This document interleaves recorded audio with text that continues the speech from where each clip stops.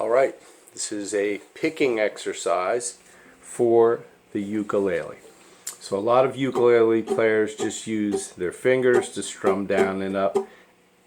That's okay for some songs, but if you want to get into any more precise individual picking of the strings, or any kind of lead, or any kind of pattern in picking the strings, which you will definitely want to do, you're going to need to use a flat pick. So I usually say hold as much of the pick as you possibly can. I kind of lay it on the side of my index finger. I bring my thumb down on the top. So you hold as much of the pick as you can, but you use as little of the pick as you can. In other words, when you're going against a string, I mean, it's an 1/8 of an inch, a 1/16 of an inch in between the strings is all you need.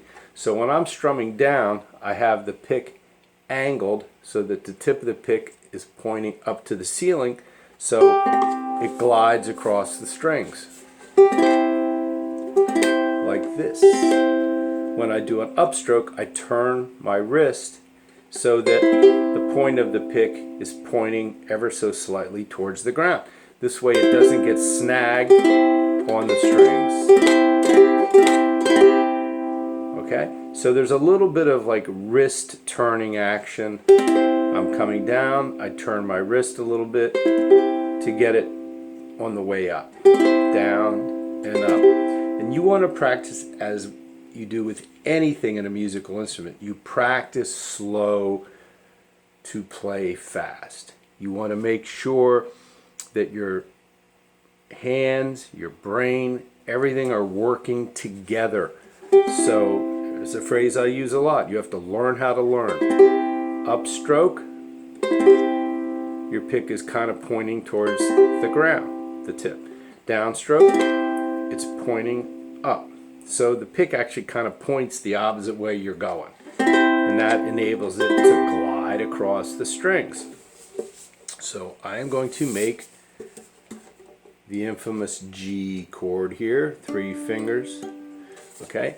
But what I'm going to do with my right hand is the key to this lesson. So you can pick any chord. You could play the C chord, right?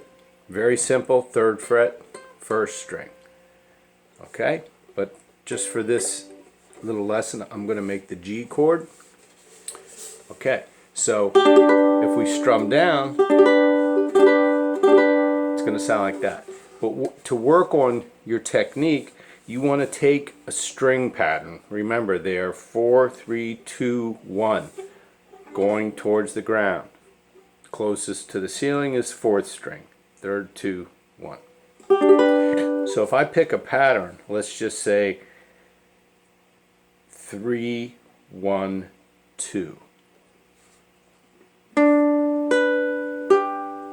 And again, that sounds like the NBC chime thing it used to be, but so what I'm doing here is I'm going down, up, down, down, up, down. You could go down all 3 strings where the pick just kind of sits. I'm taking it from the 3rd string, sitting on the string. It kind of goes through and sits on the next string, goes through that string, sits on the next string, and then we run out of strings. That gives us a nice clear tone. What we're trying to work on here is the fact that you have control of your right hand.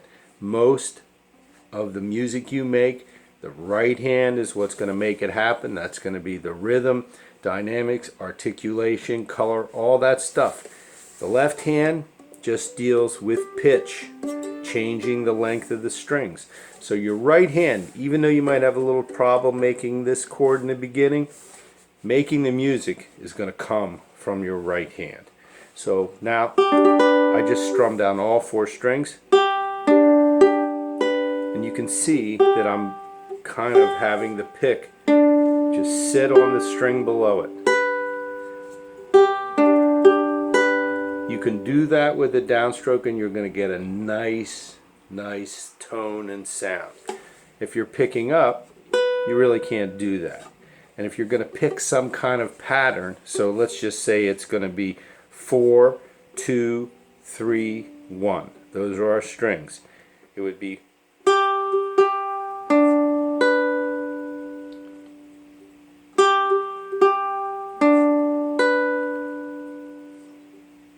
4, 2, 3, 1. Now in this particular G chord, when you fret that 3rd fret of the 2nd string, it's the same note as the 4th string open.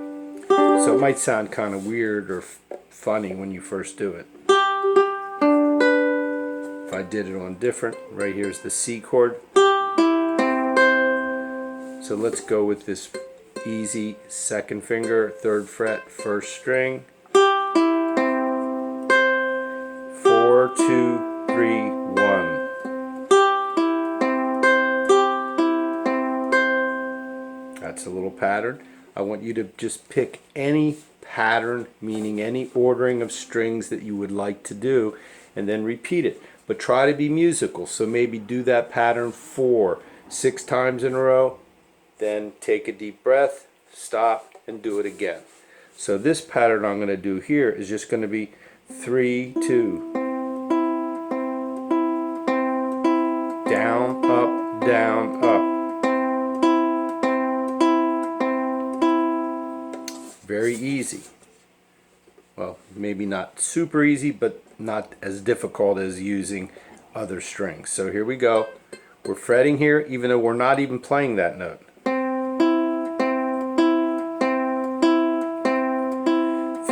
2, 3, 2. Now I'm going to shift it to 2, 1.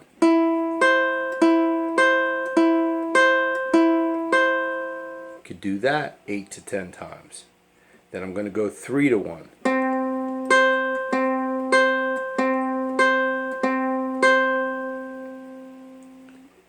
So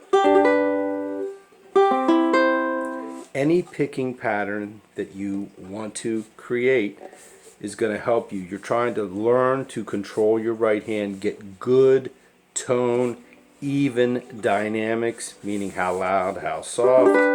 Okay, and be relaxed. If you have to just turn your wrist like this, that's how you do it. So downstroke, upstroke.